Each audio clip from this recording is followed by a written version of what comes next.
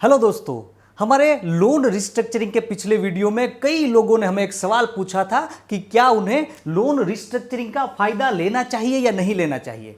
तो दोस्तों, आज के वीडियो में हम लोग डिस्कस करेंगे कि लोन रिस्ट्रक्चरिंग के क्या क्या एडवांटेजेस है, क्या क्या इसके फायदे हैं और आंख बंद करके अंधाधुंध अपनी लोन को रिस्ट्रक्चर करने से पहले दोस्तों आपके लिए यह भी जानना जरूरी है कि लोन रिस्ट्रक्चरिंग के क्या क्या डिसएडवांटेजेस है, यानी कि क्या क्या इसके नुकसान है। तो आइए स्टार्ट करते हैं। सबसे पहले दोस्तों हम लोग देखते हैं कि लोन रिस्ट्रक्चरिंग के क्या क्या फायदे हैं, यानी कि लोन रिस्ट्रक्चरिंग के एडवांटेजेस क्या क्या है।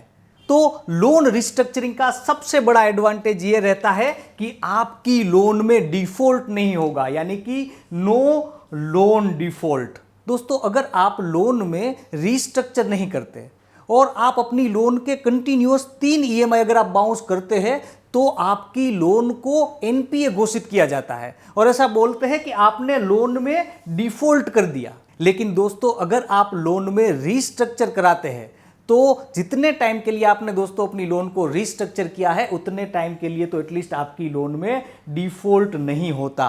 तो यह सबसे बड़ा फायदा है लोन रिस्ट्रक्चरिंग का। दूसरा क्या बड़ा फायदा है लोन रिस्ट्रक्चरिंग का? तो दूसरा फायदा है रीपेमेंट रिलैक्सेशन, यानी कि अगर बैंक ने आपको 6 महीने का मोरेटोरियम दिया है तो ऐसा बोला जाता है कि आपको 6 महीने के लिए अपने ईएमआई भरने में आपको यहां पर रिलैक्सेशन मिला है। तो रीपेमेंट में यहां पर रिलैक्सेशन है। कई बार आपके ईएमआई को छोटा किया जाता है तो वहां पर भी आपको कुछ ना कुछ रिलैक्सेशन का बेनिफिट मिलता है। उसके बाद कौन सा फायदा है लोन में रिस्ट्रक्चरिंग का?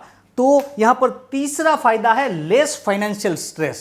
इसका मतलब यह है कि आज के पोजीशन में कोरोना और लॉकडाउन के चलते हो सकता है कि आपके बिजनेस या जॉब के ऊपर कुछ ज्यादा इंपैक्ट आया हो और आप ऑलरेडी फाइनेंशियल स्ट्रेस में चल रहे हो। तो ऐसे सिचुएशन में अगर आप लोन रिस्ट्रक्चरिंग का बेनिफिट नहीं लेते हैं तो क्या होता है कि एक साइड आपको अपनी फैमिली को सस्टेन करना है और दूसरी साइड आपको अपनी लोन के ईएमआई भी भरने होते हैं। तो ऐसी सिचुएशन में दोस्तों आपके लिए लोन के ईएमआई भरना बहुत ही ज्यादा मुश्किल हो जाता है। तो यहां पर अगर आप लोन रिस्ट्रक्चरिंग का बेनिफिट लेते हैं तो आपको लेस फाइनेंशियल स्ट्रेस रहेगा। तो ये लोन रिस्ट्रक्चरिंग का तीसरा बड़ा बेनिफिट है। चौथा बड़ा बेनिफिट क्या है लोन रिस्ट्रक्चरिंग का? कि नो रिकवरी कॉल्स।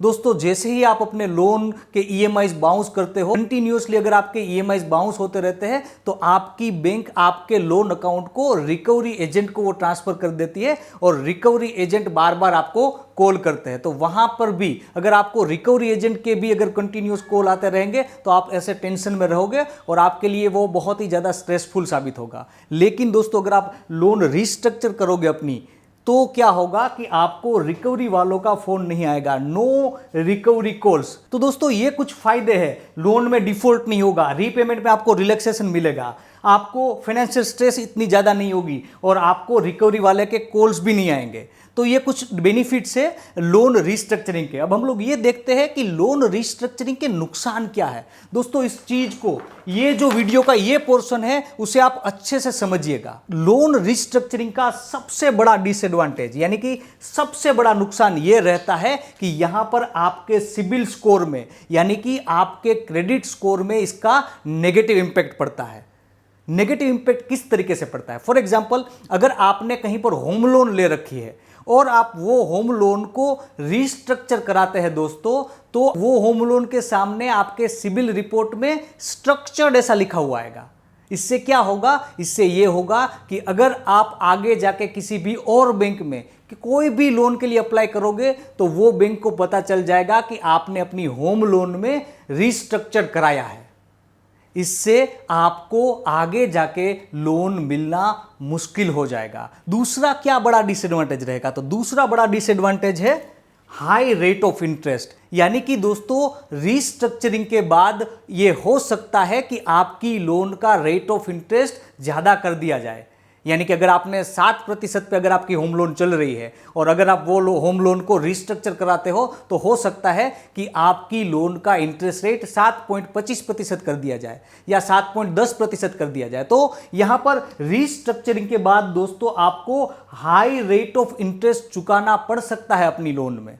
तो रिस्ट्रक्चरिंग का ये दूसरा बड़ा डिसएडवांटेज है, दूसरा बड़ा नुकसान है। तीसरा बड़ा नुकसान क्या रहेगा? तो तीसरा बड़ा नुकसान है आपके लिए डिसएडवांटेज, और वो ये है कि कंपाउंडिंग इफेक्ट लगेगी। कंपाउंडिंग इफेक्ट यानी कि चक्रवृद्धि ब्याज। दोस्तों, अल्बर्ट आइंस्टाइन दुनिया के सबसे बुद्धिमान व्यक्ति थे।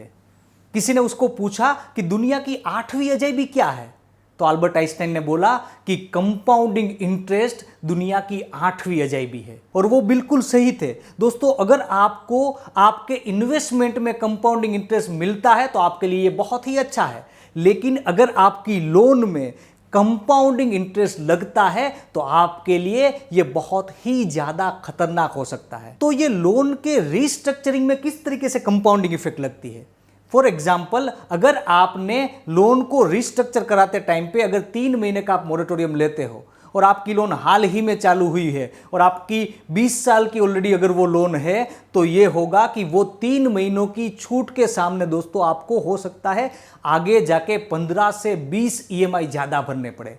क्यों? क्योंकि जो 3 महीनों के लिए आप EMI नहीं भरते, वो 3 महीने के ऊपर आपको ब्याज तो लगता ही है, लेकिन जो ब्याज लगेगा उसके ऊपर भी ब्याज लगता है, यानी कि कंपाउंडिंग इंटरेस्ट लगता है, चक्रवृद्धि ब्याज लगता है। तो दोस्तों, इसी के कारण पिछले साल गवर्नमेंट के सामने बहुत ही ज्यादा लोगों ने इसमें अपोज किया कि मोरेटोरियम के बाद चक्रवृद्धि ब्याज नहीं लगना चाहिए, और सुप्रीम कोर्ट तक ये बात पहुंची, और सुप्रीम कोर्ट ने अल्टीमेटली ये डिक्लेयर किया कि जो लोगों ने मोरेटोरियम लिया है उनको चक्रवृद्धि ब्याज नहीं लगना चाहिए। लेकिन यहां पर दोस्तों, आप अपनी लोन को रिस्ट्रक्चर कराते टाइम मोरेटोरियम का बेनिफिट लोगे तो आपको डेफिनेटली कंपाउंडिंग इंटरेस्ट लगेगा। चौथा नुकसान क्या है? चौथा डिसएडवांटेज दोस्तों क्या है?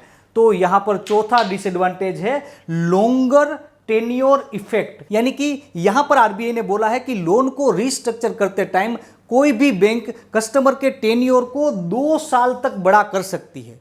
तो दोस्तों, जैसे ही आपका अगर लोन का टेन्योर 1 साल, 1.5 साल या 2 साल बड़ा होगा, उसके सामने आपका जो टोटल इंटरेस्ट पेएबल होगा, यानी कि आप लोन में जो टोटल इंटरेस्ट भरोगे वो बहुत ही ज्यादा बढ़ जाएगा।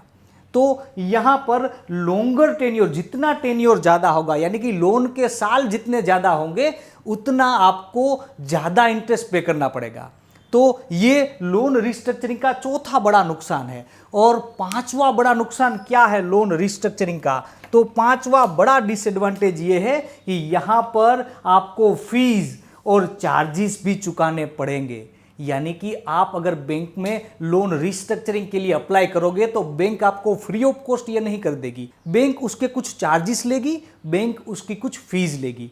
तो यहां पर लोन को रिस्ट्रक्चर कराते टाइम दोस्तों आपको ये चार्जेस और ये फीस भी भरनी पड़ेगी। तो दोस्तों, आपको लोन में रिस्ट्रक्चरिंग तभी कराना चाहिए जब आपको लगता हो कि अगर आप ये नहीं करोगे तो आप डिफॉल्ट कर दोगे, या आपकी फैमिली को आप सस्टेन भी नहीं कर पाओगे, आपके लिए और कोई भी ऑप्शन नहीं है, तभी जाके दोस्तों आपको लोन रिस्ट्रक्चरिंग कराना चाहिए। तो दोस्तों, आज के वीडियो में इतना ही। चैनल को सब्सक्राइब करके बेल आइकन को क्लिक करना ना भूलिएगा, ताकि आपको लोन और सब्सिडी से जुड़े सारे अपडेट्स इंस्टेंटली मिलते रहे।